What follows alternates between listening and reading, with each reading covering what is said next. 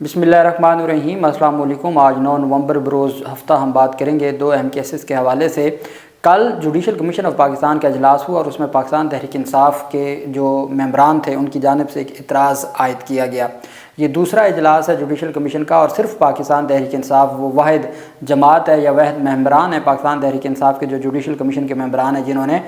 आइनी सवालात उठाए, जिसकी वजह से आइनी बेंच कल न बन सके। और ये जो ख़बर सामने आई थी कि जी चीफ़ जस्टिस के कहने पर और chief justice Sindh high court ने कहा जी कि आइनी बेंच बनाने की ज़रूरत नहीं है, बेसिकली वो एक इतराज़ था जिसके ऊपर पाकिस्तान तहरीक इंसाफ ने इतराज़ किया और वो वैलिड इतराज़ था जिसको तस्लीम किया गया। उसकी तफसील मैं आपके साथ शेयर करूँगा। साथ में आपको बताऊँगा कि आज सवाबी में पाकिस्तान तहरीक इंसाफ का जो जलसा है उससे मुतल्लिक जो पेशरफ सामने आई है वो मैं आपके साथ शेयर करूँगा। सबसे पहले मैं आपको बताऊँगा अक़वाम मुत्तहिदा की जानिब से पाकिस्तान के जो मौजूदा हालात हैं, ये आपको नज़र आ रहा है कि ये जो तब्दीलियाँ नज़र आ रही हैं, जब इंटरनेशनल जो लीडरशिप है वो तब्दील होती है तो चीज़ें भी तब्दील होना शुरू हो जाती हैं। यही वजह है कि अब अक़वाम मुत्तहिदा की जानिब से पाकिस्तान में जो ह्यूमन राइट्स का मामला है और फ़ौजी ट्रायल का मामला है, इसके ऊपर बड़ी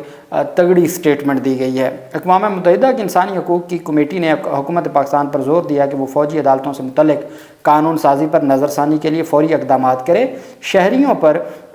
उनका दायरा अख्तियार ख़त्म करे, सज़ाए मौत के नफाज का अख्तियार ख़त्म करे और इस बात को यकीनी बनाए कि उनकी कार्रवाइयाँ शहरी और सियासी हकूक़, अब ये अहम चीज़ें हैं चूँकि जो सज़ाए मौत का एक कंसेप्ट है उसके ऊपर तो आप जानते हैं कि एक पूरी दुनिया में लंबे अरसे से कई डेकेड्स हो गए हैं इसके ऊपर एक मामला चल रहा है कि जी सज़ाए मौत का कंसेप्ट ख़त्म होना चाहिए। पाकिस्तान के हवाले से जो फ़ौजी अदालतों में पाकिस्तान तहरीक इंसाफ का मौक़िफ़ है, मिलिट्री ट्रायल वो और जो सियासी हकूक़ हैं, पॉलिटिकल राइट्स, ये स्पेसिफ़िकली पॉलिटिकल राइट्स से मुतल्लिक है जो अक़वाम मुत्तहिदा की है कि जो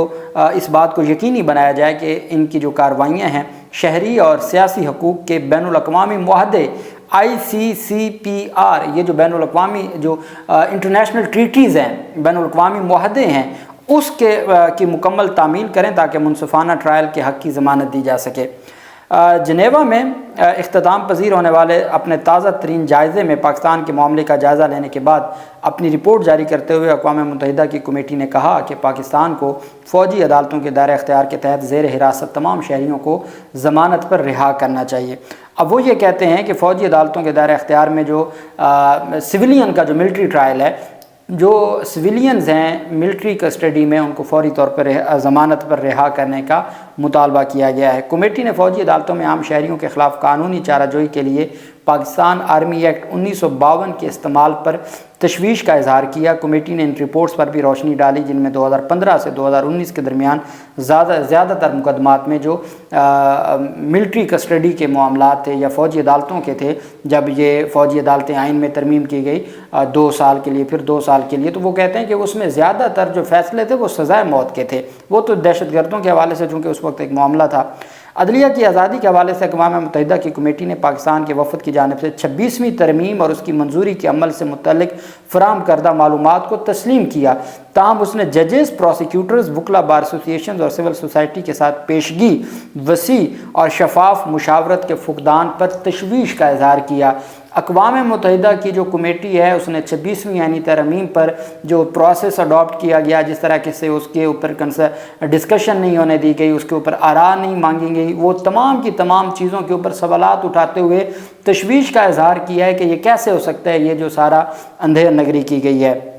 अक़वाम मुत्तहिदा की कमेटी ने प्रोसिक्यूटर्स की आज़ादी को यकीनी बनाने के लिए जो सरकारी वकील हैं वो इंडिपेंडेंट होने चाहिए। वो ये नहीं है कि जो रियासत कहे या जो हुकूमत कहे, बल्कि वो आइन और कानून जो कहे उसके साथ खड़े हों और उसके मुताबिक वो अपने मामलात को निभाएं। और अक़वाम मुत्तहिदा की कमेटी ने प्रोसिक्यूटर्स की आज़ादी को यकीनी बनाने के लिए कानूनी फ्रेमवर्क और इदारा जाती मैकेनिज़्म, इनकी भर्ती, तकर्री, तादीबी कार्रवाई और बरतरफ़ी के तरीक़ाकार के बारे में मालूमात की कमी पर अफसोस का इज़हार किया। कमेटी ने सियासी लिहाज से हसास मुकदमात, बदउनवानी, दहशतगर्दी और तौहीन मज़हब से मुतल्लिक़ मुकदमात से मुतल्लिक़ा जजेज़ और प्रोसिक्यूटर्स को गैर रियासती अनासर समेत मुसलसल हरासा किए जाने, डराने धमकाने की इतलात पर तशवीश का इज़हार किया। राजदारी के हक़ के मामले पर कमेटी ने तशवीश का इज़हार किया कि prevention of electronic crime act حکام کو عدالتی توثیق اور مناسب نگرانی کے بعد ذاتی ڈیٹا تک رسائی، اسے محفوظ رکھنے اور اسے غیر ملکی حکومتوں کے ساتھ شیئر کرنے کے لیے حد سے زیادہ وسیع اختیارات فراہم کرتا ہے۔ کمیٹی نے سفارش کی کہ حکومت فوری طور پر ڈیٹا کے تحفظ کا ایک جامع قانون تیار کرے جو بین الاقوامی انسانی حقوق کے معیارات کے مطابق شفافیت، احتساب اور ڈیٹا کی رازداری کے تحفظ کو یقینی بنائے۔ اقوام متحدہ کے پینل نے حکومت سے کہا، حکومت پاکستان کی بات ہو رہی ہے، یہ سارا کچھ پاکستان سے متعلق ہے، حکومت پاکستان سے کہا کہ وہ ECL black list, passport control list اور ویزا کنٹرول لسٹ سے متعلق اپنے قانونی فریم ورک اور پالیسیوں پر نظر ثانی اور ان میں ترمیم کرے تاکہ اس بات کو یقینی بنایا جا سکے کہ وہ غیر منصفانہ بنیادوں پر نقل و حرکت کی آزادی کو محدود نہ کریں۔ اقوام متحدہ کی کمیٹی نے کہا کہ حکومت کو جبری گمشدگیوں کو روکنے کے لیے فوری اقدامات کرنے چاہئیں۔ اس بات کو یقینی بنانے کے لیے قانون سازی کرنی چاہیے کہ ہر قسم کی گمشدگیوں کو فوجداری قانون میں واضح طور پر بیان کیا گیا ہے اور متعلقہ سزائیں جرم کی سنگینی کے پیش نظر عالمی معیار کے مطابق ہوں۔ کمیٹی نے صحافیوں اور میڈیا پروفیشنلز کے تحفظ کے لیے ایکٹ 2021 کو منظوری کا ذکر کرتے ہوئے صحافیوں اور انسانی حقوق کے لیے کام کرنے والے رضاکاروں کی جبری گمشدگیوں، تشدد، قتل، دھمکیوں اور ہراساں کیے جانے سے متعلق اکثر سامنے آنے والی رپورٹس پر تشویش کا اظہار کیا ہے۔ کمیٹی نے ریاست سے کہا ہے کہ وہ صحافیوں اور انسانی حقوق کے محافظوں کی جبری گمشدگیوں، تشدد، قتل اور دھمکیوں کے حوالے سے تحقیقات کرے، مجرموں کے خلاف کارروائی کرے اور متاثرین کو معاوضہ دے۔ بیان میں پاکستان سے مطالبہ کیا گیا ہے کہ وہ آزادی اظہار رائے پر قدغن جیسے انٹرنیٹ کی بندش، ویب سائٹس اور آن لائن وسائل کی بندش اور سوشل میڈیا پلیٹ فارمز پر پابندی لگانا بند کرے اور اس بات کو یقینی بنائے کہ فوجداری قوانین اور انسداد دہشت گردی کے قانون کو صحافیوں اور انسانی حقوق کے محافظوں کی زبان بندی کے لیے استعمال نہ کرے۔ یہ ان کی جانب سے مطالبہ کیا گیا ہے۔ یہ وہ مطالبات ہیں جو آج تک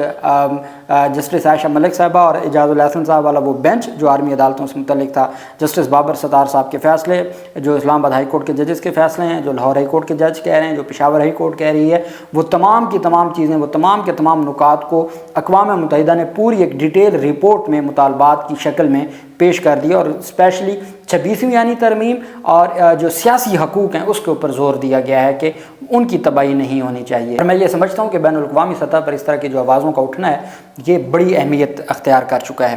دوسری طرف خیبر پختونخوا حکومت اور اساتذہ کے درمیان جو مذاکرات تھے، پاکستان تحریک انصاف کی حکومت نے ایک اچھا فیصلہ کیا ہے۔ جو پہلے کہا گیا تھا کہ نوٹیفیکیشن جاری کیا گیا ہے اور ان اساتذہ کو معطل کرنے کی باتیں سامنے آ رہی ہیں، وہ درست نہیں تھی۔ جب آپ احتجاج کرتے ہیں تو پھر احتجاج ہر کسی کا حق ہے، جائز مطالبات ہیں، ان سے بیٹھیں، مل بیٹھ کے بات کریں۔ وہ آپ کے ملازم ہیں، حکومت کے ملازم ہیں یا سرکار کے ملازم ہیں، مل بیٹھ کے معاملات کو حل کرنا چاہیے۔ اور یہ بڑی خوشائند بات ہے، خیبر پختونخوا حکومت اور احتجاجی اساتذہ کے درمیان مذاکرات کامیاب ہوئے ہیں۔ حکومتی نمائندے کے مطابق حکومت نے اساتذہ کے تمام مطالبات منظور کر لیے ہیں، جس کے اعلان کے بعد اساتذہ کا دھرنا ختم ہو گیا ہے۔ PTI رکن قومی اسمبلی ارباب شیر علی نے مذاکرات کی کامیابی کے لیے اہم کردار ادا کیا۔ خیبر پختونخوا کے پرائمری اساتذہ کی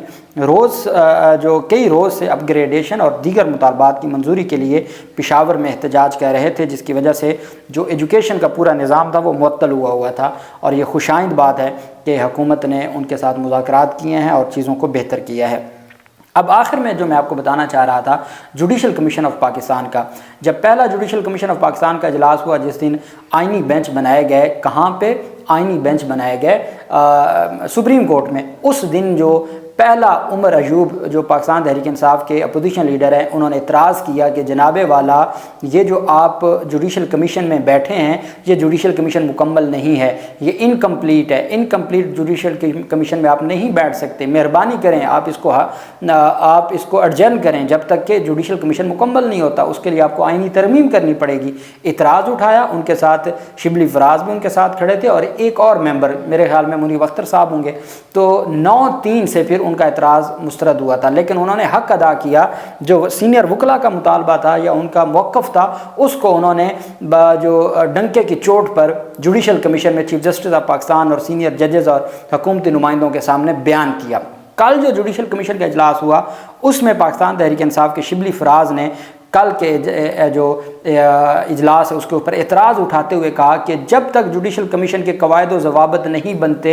ہم جوڈیشل کمیشن کے اجلاس میں نہ بیٹھ سکتے، نہ کارروائی آگے بڑھ سکتی ہے۔ کہ بھئی اپنے رولز تو بنائیں،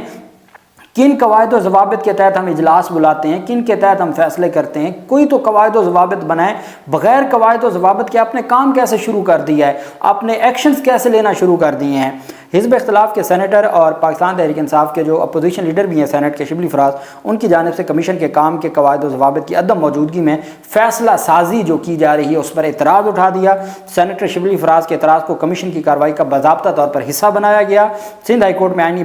بینچوں کی تشکیل کے لیے حکومت کے تجویز کردہ ناموں پر فیصلہ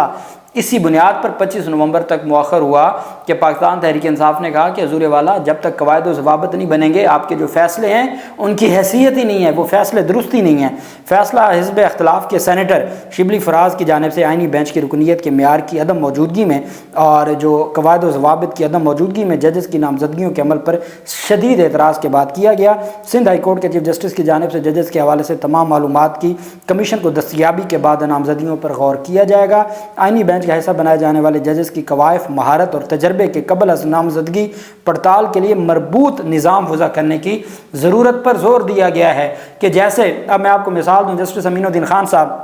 ان کی 41 میرے خیال میں رپورٹڈ ججمنٹس ہیں، وہ سول لاء سے متعلق ہیں، تو آئینی بینچ کا سربراہ آپ آئینی ماہر کو تو بنائیں۔ یہی بات پی ٹی آئی نے کی جوڈیشل کمیشن کے اجلاس میں، قواعد و ضوابط بنائیں۔ کون سا جج اس کی کیا، اس کے آئین سے متعلق کیا آپ دیکھیں گے کہ آپ اس کو آئینی بینچ کا ممبر بنائیں گے جو آئین سے متعلق کیسے سنے گا؟ پہلے قواعد و ضوابط بنائیں، اہلیت بنائیں، پھر آپ کسی کو نامزد کریں۔ اس کو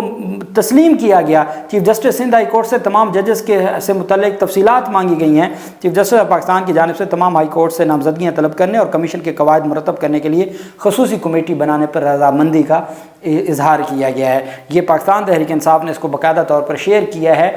بطور ممبر جوڈیشل کمیشن شبلی فراز اور عمر ایوب کی جانب سے کہ یہ بیسیکلی معاملہ ہوا، پاکستان تحریک انصاف کے اعتراض کو مانا گیا اور اس بنیاد پہ یہ فیصلہ ہوا ہے نئی کمیٹی بنے گی۔ یہ بڑی پیش رفت ہے۔ اللہ پاک پاکستان کا حامی و ناصر ہو۔ بہت شکریہ۔ اللہ حافظ۔ پاکستان زندہ باد۔